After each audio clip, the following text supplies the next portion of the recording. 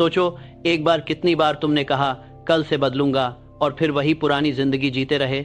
आज मैं तुम्हें वो 7 दिन का तरीका बताऊंगा जो तुम्हारे दिमाग को जड़ से साफ कर देगा और इस बार बदलाव सच में टिकेगा। इस वीडियो में मैं तुम्हें हर दिन का एक खास काम बताऊंगा। आज मैं तुम्हें वो 7 दिन का तरीका बताऊंगा, कुछ ऐसे राज बताऊंगा जो दुनिया के सबसे सफल लोग जानते हैं, और एक ऐसा तरीका दिखाऊंगा जिससे तुम्हारा दिमाग 7 दिन में इतना शांत और तेज हो जाएगा कि तुम खुद हैरान हो जाओगे। तो पूरा वीडियो देखना, बीच में मत छोड़ना, क्योंकि सबसे जरूरी बात मैं आखिर में बताऊंगा। मेरा नाम नेपोलियन हिल है और मैंने अपनी पूरी जिंदगी इस एक सवाल का जवाब ढूंढने में लगाई कि आखिर कुछ लोग सफल क्यों होते हैं और बाकी सब बस सपने देखते रह जाते हैं। मैंने 500 से ज्यादा दुनिया के सबसे अमीर और सबसे बाद कामयाब लोगों से मिला, एंड्रू कार्नेगी से लेकर थॉमस एडिसन तक। और जो एक चीज हर बार सामने आई वो ये थी कि इन सब का दिमाग साफ था, शांत था, इनके अंदर कोई शोर नहीं था, और यही उनकी असली ताकत थी। अब तुम सोच रहे होगे कि नेपोलियन भाई, ये मेंटल डिटॉक्स क्या भला है? तो रुको, मैं बताता हूं, लेकिन पहले मुझे एक बात पूछनी है। कमेंट में लिखो, मैं तैयार हूं। अगर तुम सच में इन 7 दिनों को अपनी जिंदगी में उतारना चाहते हो, बस 2 शब्द, मैं तैयार हूं। और देखो कितने लोग तुम्हारे साथ इस सफर पर हैं। अब आते हैं असली बात पर। तुम्हारा दिमाग एक बगीचे की तरह है। मैंने ये बात अपनी किताब में लिखी थी और आज भी ये उतनी ही सच है। अगर बगीचे में अच्छे बीज नहीं बोए तो घास फूस खुद उगाती है। और आज का सोशल मीडिया, आज की रील्स, आज का व्हाट्सएप, आज की न्यूज, ये सब वो घास फूस है जो तुम्हारे दिमाग में हर तरफ फैल गई है। और जब दिमाग इस शोर से भरा होता है तो तुम कितना भी घोस्ट मोड करो, कितना भी 90 दिन का चैलेंज लो, वो टिकेगा नहीं, क्योंकि नींव कमजोर है। माइक्रोसॉफ्ट ने एक बार एक रिसर्च की थी जिसमें पाया गया कि इंसान की औसत एकाग्रता अब सिर्फ 8 सेकंड की रह गई है। 8 सेकंड, यानी एक सुनहरी मछली से भी कम। ये सुनकर हंसी आती है ना, लेकिन ये हंसी वाली बात नहीं है, क्योंकि ये तुम्हारे सपनों को मार रहा है। तुम एक काम शुरू करते हो, 10 मिनट बाद फोन उठाते हो, फिर वापस आते हो, फिर भूल जाते हो कि क्या कर रहे थे। ये मेंटल नॉइज है, दिमाग का शोर। और इसी शोर को साफ करने के लिए मैंने ये 7 दिन का प्रोटोकॉल तैयार किया है। तो चलो शुरू करते हैं पहले दिन से। पहला दिन, खामोशी की शक्ति। मैंने जब एंड्रू कार्नेगी से मिला था तो उन्होंने मुझसे एक बात कही जो मैं कभी नहीं भूला। उन्होंने कहा, नेपोलियन, जो आदमी खामोश रहना नहीं जानता वो कभी खुद को नहीं सुन सकता, और जब तुम खुद को नहीं सुन सकते तो तुम दुनिया की आवाजों में खो जाते हो। पहले दिन का काम बहुत आसान लगेगा, लेकिन करना बहुत मुश्किल होगा। पहले दिन तुम्हें सुबह उठकर पूरे 1 घंटे कोई फोन नहीं छूना, कोई मैसेज नहीं, कोई रील नहीं, कोई न्यूज नहीं, बस चुप, बस शांत।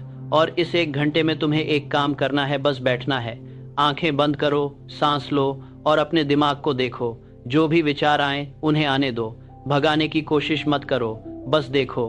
बस कोरबाइला आशिया। अब मैं जानता हूं तुम सोच रहे हो, भाई ये तो मेडिटेशन है। हाँ, कुछ हद तक है, लेकिन ये उससे थोड़ा अलग है। ये ऑब्जर्वेशन है, निरीक्षण। तुम अपने दूसरवेशन ऑप्शन जो दिमाग को ऑब्जर्व कर रहे हो, जैसे कोई डॉक्टर मरीज को देखता है। और जब तुम ऐसा करते हो तो तुम्हें पता चलता है कि तुम्हारे दिमाग में कितना शोर है, कितने अलग अलग विचार एक साथ चल रहे हैं। कल की चिंता, परसों का डर, पिछले महीने की कोई बात जो अभी भी मन में घूम रही है, ये सब मेंटल नॉइज है। और पहले दिन तुम बस इसे पहचानोगे। हार्वर्ड यूनिवर्सिटी की एक स्टडी कहती है कि जो लोग हर दिन कम से कम 20 मिनट की खामोशी में बिताते हैं, उनके दिमाग में नए न्यूरॉन्स बनते हैं। यानी दिमाग सचमुच बढ़ता है। और नए न्यूरॉन्स का मतलब है नई सोच, नई आदतें, नया इंसान। तो पहले दिन की बात याद रखो, 1 घंटा फोन बंद, बस शांत बैठो और अपने दिमाग को देखो। दूसरा दिन, डोपामीन का खेल। अब ये थोड़ा साइंस वाला हिस्सा है, लेकिन मैं इसे इतना आसान बनाऊंगा कि एक बच्चा भी समझ जाए। डोपामीन एक केमिकल है जो तुम्हारे दिमाग में बनता है जब कुछ अच्छा होता है, जब तुम कुछ खाते हो जो अच्छा लगता है, जब कोई तुम्हारी पोस्ट पर लाइक करता है, जब कोई तुम्हारी तारीफ करता है, तब डोपामीन निकलता है और दिमाग को ये बहुत पसंद है। अब प्रॉब्लम यह है कि सोशल मीडिया और रील्स ने तुम्हारे दिमाग को डोपामीन का आदी बना दिया है। हर 30 सेकंड में एक नई रील, हर 5 मिनट में एक नोटिफिकेशन, ये सब मिनी डोपामीन हिट्स हैं। और जब तुम्हारा दिमाग इन मिनी हिट्स का आदी हो जाता है तो वो किसी भी बड़े काम पर फोकस नहीं कर पाता, क्योंकि बड़े काम धीरे धीरे फल देते हैं और दिमाग को अभी चाहिए, अभी का डोपामीन।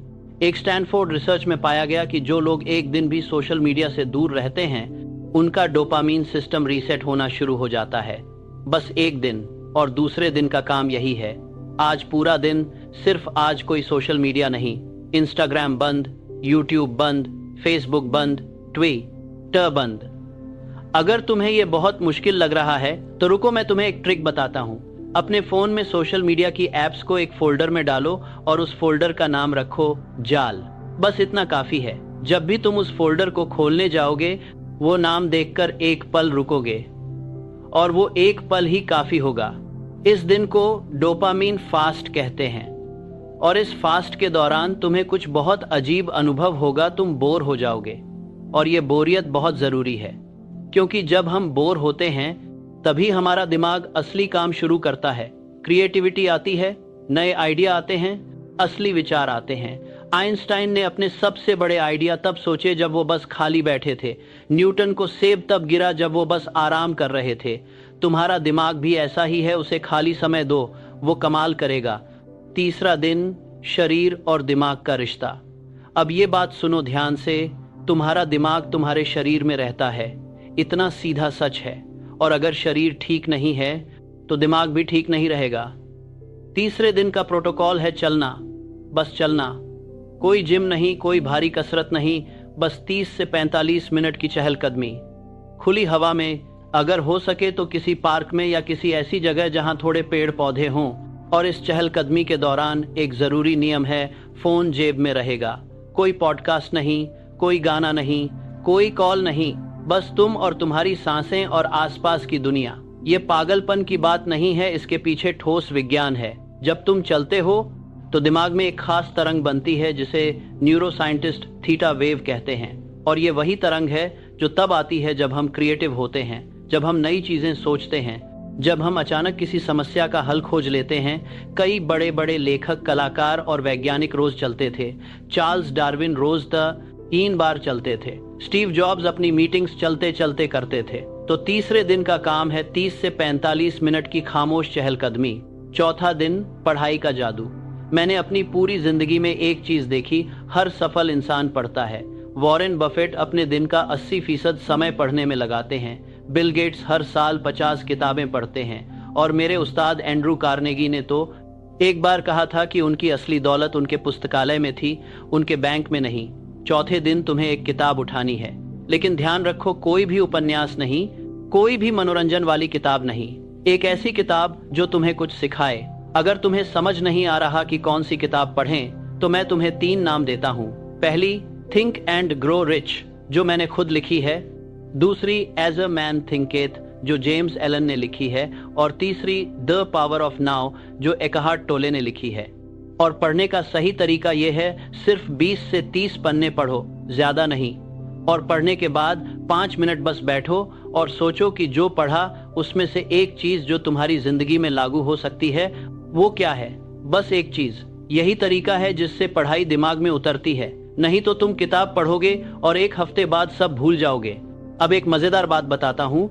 रीडिंग यानी पढ़ना दिमाग के लिए वही करता है जो जिम शरीर के लिए करता है। जब तुम पढ़ते हो तो दिमाग में नए कनेक्शन बनते हैं। न्यूरोसाइंटिस्ट इसे न्यूरल प्लास्टिसिटी कहते हैं, यानी दिमाग खुद को बदल सकता है। और जितना ज्यादा तुम पढ़ते हो उतना ज्यादा ये बदलाव होता है। तो चौथे दिन एक अच्छी किताब के 20 से 30 पन्ने और 5 मिनट की चुप्पी में सोच।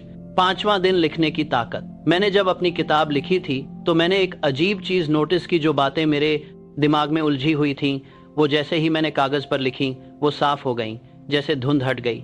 और ये सिर्फ मेरा अनुभव नहीं है, इसके पीछे भी विज्ञान है।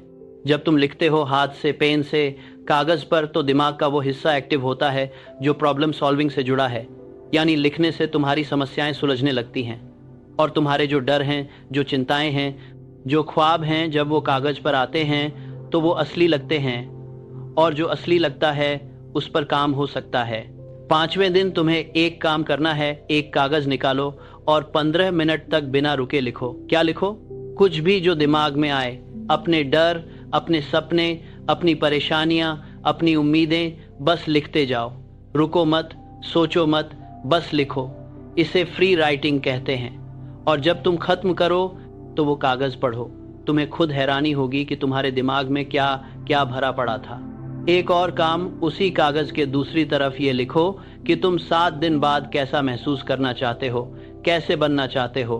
अपने बारे में 3 ऐसी बातें लिखो जो तुम बनना चाहते हो, जैसे मैं फोकस्ड इंसान हूँ, मैं हर दिन कुछ नया सीखता हूँ, मैं अपने सपनों की तरफ बढ़ रहा हूँ। और इन्हें वर्तमान में लिखो, मैं हूँ, मैं करता हूँ, ना कि मैं बनूंगा, क्योंकि दिमाग वर्तमान की बात ज्यादा जल्दी मानता है। छठा दिन, असली आग। अब हम पहुंच रहे हैं उस जगह जहां से असली जादू होता है। मैंने अपनी पूरी जिंदगी में देखा कि जो लोग सच में सफल होते हैं वो सब किसी न किसी बड़े मकसद से जुड़े होते हैं।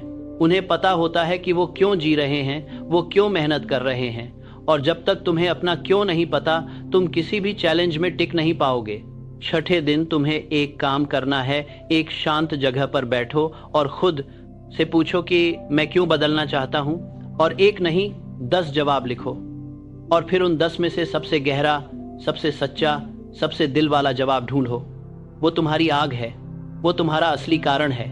और जब भी तुम थको, जब भी मन करे छोड़ दो, जब भी घोस्ट मोड टूटने लगे, उस कागज को निकालो और अपनी आग याद करो। थॉमस एडिसन जब बल्ब बना रहे थे तो उन्होंने 999 बार कोशिश की और हर बार असफल रहे। लेकिन उन्होंने एक बार भी नहीं कहा कि मैं हार गया। उन्होंने कहा कि मैंने 999 तरीके ढूंढे जो काम नहीं करते। ये ताकत कहाँ से आती थी? उनकी आग से, उनके क्यों से। और तुम्हारी आग भी तुम्हारे अंदर है, तुम्हें बस उसे ढूंढना है।